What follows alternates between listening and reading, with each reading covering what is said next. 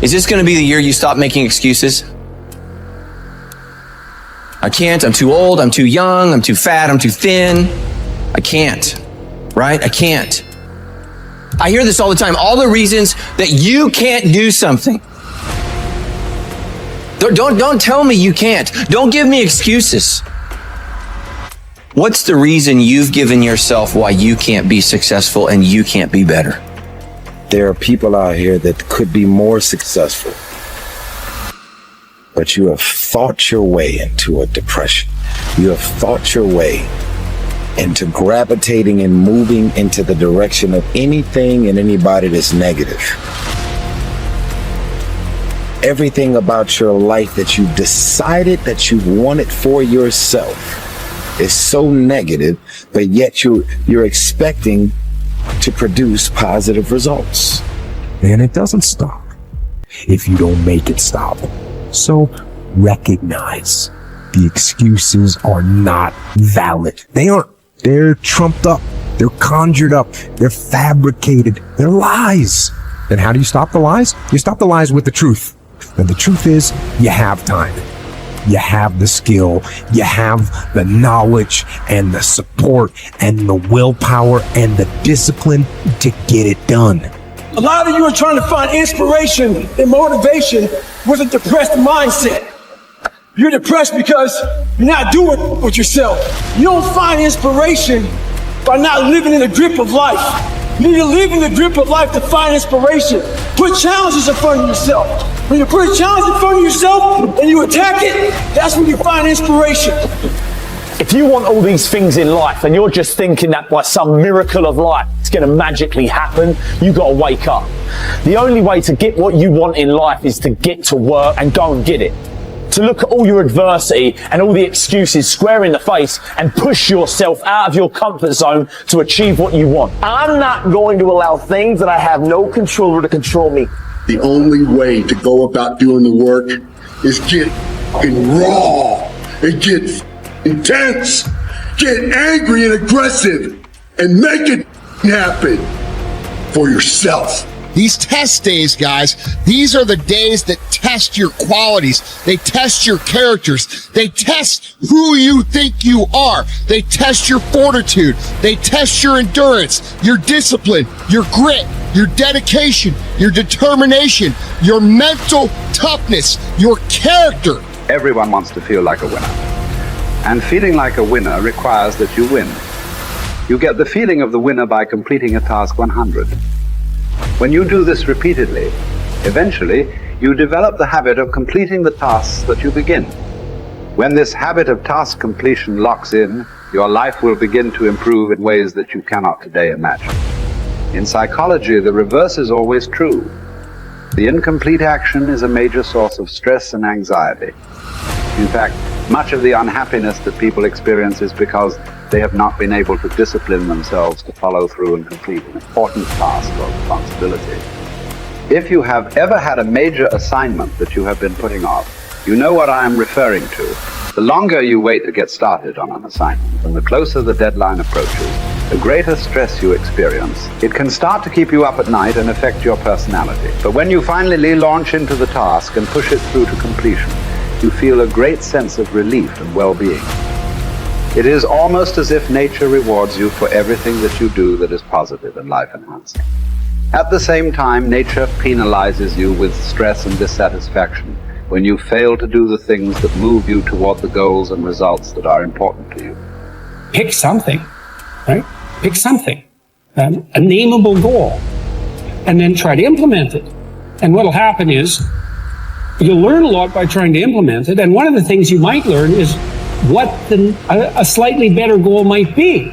You know, because if you try something diligently and you succeed or you fail, you're going to learn from the effort expended in the detailed implementation of the goal. Is going to inform you. It'll also transform you physiologically. It does that at a very basic level, neurophysiological level. You will be slightly different as a consequence of the attempt. And what that'll mean is that the next goal you pick will be a little more suited to you. And so it's this kind of pathway, right? It's like maybe the goal you should be attaining is here, but you don't know that because you're clueless. And so you aim there. Well, it's better than there, and it's not nothing. It's not cessation of movement. And, you know, if you're supposed to go there and you go here, but you walk diligently towards it, you're a little closer once you get to here than you were here.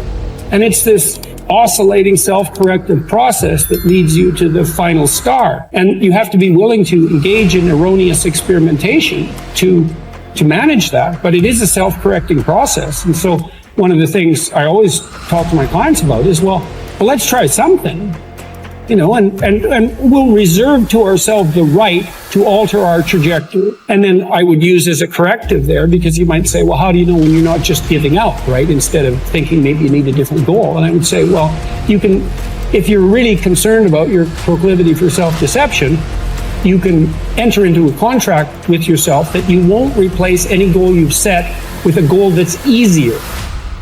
And so you can switch your goal, but it has to be a little harder so that you check yourself against that tendency to withdraw and avoid and be self-deceptive. And that works like a charm. And if you do that with some degree of diligence, your goals will get better and more attainable, and you'll get happier too, because you don't experience happiness except in relationship to a goal. And that's really worth knowing.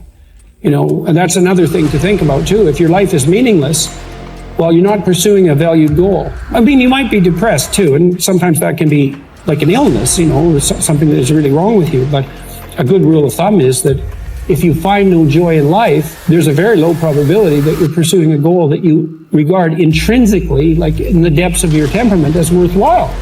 And that's technically true, because we do in fact experience most of the positive emotion, let's say, that's associated with emotions like joy. We experience that in relationship to a goal. So, well, then you want to find a goal that regulates your negative emotion and that brings you a certain amount of positive emotion and that expands your competence as you pursue it. And you will experience that as meaningful. That's really what meaning signals. Meaning signals you're doing all those things. You say, well, that's not real. It's like,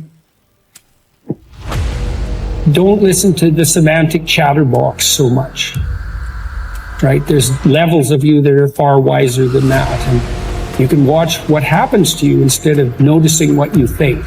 The way that you develop courage and confidence is with knowledge and skill. Most fear and doubt arises out of ignorance and feelings of inadequacy of some kind.